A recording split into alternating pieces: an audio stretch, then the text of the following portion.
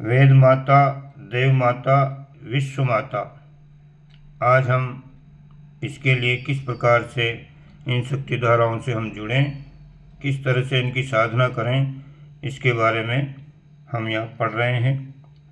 आद्य शक्ति गायत्री का प्रारंभिक अवतरण अंतःस्फुरना के रूप में हुआ।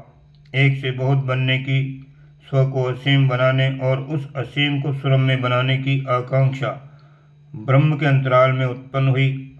इस आत्म विस्तार और सृजन संवेदन को आद्य शक्ति का प्रथम प्रकटीकरण कह सकते हैं। पौराणिक प्रतिपादन के अनुसार इसका अगला उदाहरण ब्रह्मा जी का है, जिसके विष्णु की कमल नाभि में से उत्पन्न होते ही तपश्चर्या करने और आत्मबल संग्रह करने की ठानी।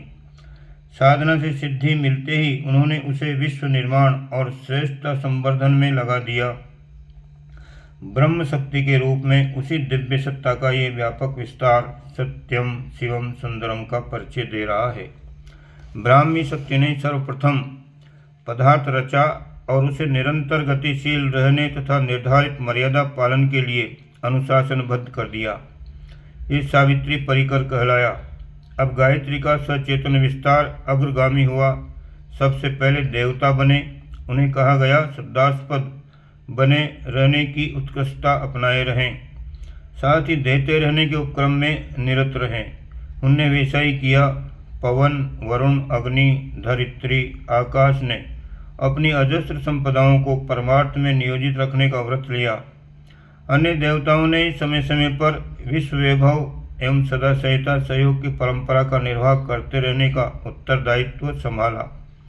अपने लिए न्यूनतम, दूसरों के लिए अधिकतम की नीति अपनाकर देवता आध्यावधि पूज्य हैं और श्रद्धास्पद बने हुए हैं।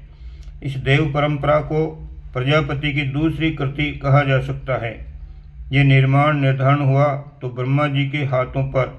उसके मूल में स्फुरना उस आद्य शक्ति की थी जिसे गायत्री नाम से जाना जाता है और शब्द गुंथन में छंद शास्त्र में आबद्ध किया गया। ब्राह्मी सृजन साधना की तीसरी उपलब्धि मनुष्य है और चौथी प्राणी समुदाय। मनुष्य को विवेकवान और कर्तव्यनिष्ठ होने का उत्तरदायित्व सौंपा गया। अंतःकरण चतुष्टय विवेक के और इंद्रिय समुच्चय पुरुषार्थ पालन के निमित्त साधन उपकरण के रूप में दिया गया।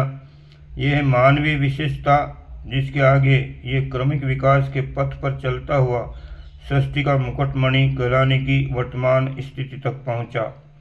आत्मबोध, आत्म परिष्कार, आत्मविकास एवं आत्मविस्तार की विधि व्यवस्था का तथ्यपूर्ण निरूपण करने के लिए आद्य शक्ति की व्याख्या 4 वेदों के रूप में ब्रह्मा जी ने 4 मुखों से की और मनुष्य के हाथ में क्षुद्र से महान बनने की, जीवन लक्ष्य पूरा कर सकने की कुंजी थमा दी गई। आद्य शक्ति की चतुर्थ स्फुरना प्राणी जगत है। उनमें से प्रत्येक का अपना संसार है। मनुष्य के कार्यक्षेत्र और संवेदन से मिलता जुलता न होने पर भी वो परिपूर्ण और मुखर है। हर प्राणी अपनी दुनिया में निर्वाह करने और मौज मनाने के लिए समुचित सुख सुविधा उपलब्ध किए हुए है। प्रकृति प्रेरणा का अनुसरण करने और सृष्टि संतुलन की मध्यवर्ती भूमिका बनाए रहने का कार्य उन्हें सौंपा गया। वनस्पति और मनुष्य के मध्यवर्ती आदान प्रदान में उसे प्राणी जगत की भूमिका ही प्रमुख है। उपनिषद के अनुसार इसे गायत्री का चतुर्थ चरण कहा गया है।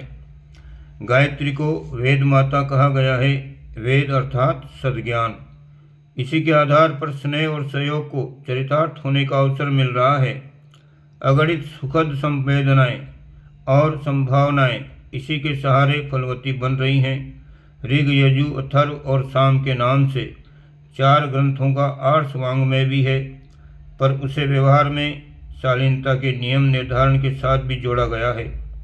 4 वर्ण, 4 आश्रम व्यवस्था के साथ जुड़ी हुई अनुशासन व्यवस्था में व्यक्ति और समाज को संतुलित बने रहने की व्यवस्था है। उसे अपनाए रहने पर धर्म, अर्थ, काम और मोक्ष की चतुर्विधि प्रगति एवं अनुभूति का संतुलन बना रह सकता है। संक्षेप में यही वेद माता के तत्वज्ञान और कार्यक्षेत्र का सार परिचय है। देव माता, देव माता वह है जो अंधकार को प्रकाश बनकर चुनौती देती है, आलस्य को पुरुषार्थ से जीतती है, बिखराव को संगठन के सूत्र में आबद्ध करती है। उदारता उसी का नाम है। क्षमा और करुणा के रूप में उसी का परिचय मिलता है। हंसने हंसाने, खिलने खिलाने, बढ़ने बढ़ाने और मिल बांट कर खाने की प्रकृति को देव परंपरा समझा जा सकता है। अनुग्रह और सहयोग में उसी का दर्शन होता है। संयम और अनुशासन जहाँ भी बढ़ता जा रहा है, समझा जाना चाहिए कि देवत्व का सौष्ठव उभर कर ऊपर आ रहा है। सहयोग और प्रतिदान तो मानवीय क्षेत्र में आते हैं। देवत्व इससे ऊंचा है। इसमें पीड़ा और पतन को सहन न कर सकने और उससे जूझ पड़ने का मन भरा रहता है। उठना ही पर्याप्त नहीं है, उठाना भी आवश्यक है। खाना ही पर्याप्त नहीं, खिलाना भी उपार्जन को पचाने के लिए अनिवार्य है। बीज के भूमिसात होने और गलकर वृक्ष बनने की प्रक्रिया को देव प्रवृत्ति के नाम से जाना जा सकता है। इस संसार में जो कुछ भी सुखद और सुंदर है, वह देवत्व का ही अनुदान कहा जा सकता है। देवत्व वह आलोक है जिसके रटते ही तमिश्रा और निस्तब्धता छाने लगती है। नरक क्या है? देवत्व के अभाव में फैली हुई अव्यवस्था और उसकी सड़न दुर्गंध। दैत्य क्या है? देवत्व के दुर्बल बनने पर परिपुष्ट हुआ औद्धत औचित्य। देव माता ही संसार में सत्यम शिवम सुंदरम की अनुभूति एवं आभा बनकर प्रकट होती है। उनकी अवहेलना से ही पतन और पराभव का वातावरण बनता है और विनाश का सरंजाम खड़ा होता है। गायत्री का तीसरा रूप है विश्व माता। विश्व माता विश्व की एकता समता के सूत्रों से, भौतिक और सुचिता ममता के अनुशासन से आत्मिक जगत की सुव्यवस्था बनाती है। वसुधैव कुटुंबकम की उनका प्रतिपादन है। प्रगति और समृद्धि के आधार पर खड़े करके सुख शांति के साधन वही जुटाती हैं। व्यवस्था और नियंत्रण उन्हीं का कठोर पक्ष है।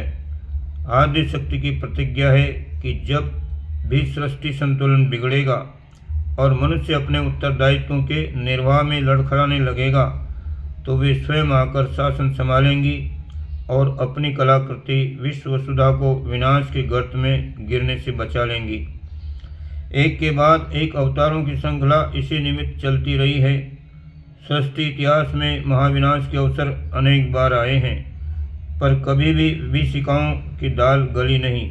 उन्हें परास्त होकर वापस लौटना पड़ा है। इस ब्रह्मांड में विश्व माता की सर्वोपरि कलाकारिता ये धरित्री है। इस पर रहने वाले प्राणी समुदाय और पदार्थ समुच्चय का अन्यत्र दर्शन दुर्लभ है। इस बार फिर संतुलन लड़खड़ाया है। इतने पर भी महाविनाश जैसी आशंका करने की आवश्यकता नहीं है। प्रज्ञा अवतार के रूप में आद्य शक्ति का 24वां अवतार हो रहा है। युगांतरी चेतना के रूप में वेद माता की सृजन प्रक्रिया का प्रभाव चल पड़ा। उसकी सुखद संभावना सुनिश्चित है। अगले दिनों हम नए ढांचे में ढले हुए परिष्कृत विश्व का दिव्य दर्शन कर सकेंगे। इसे वेद माता के स्वरूप और रहस्य को समझने वाले भली प्रकार अनुभव कर रहे हैं। ओम शांति।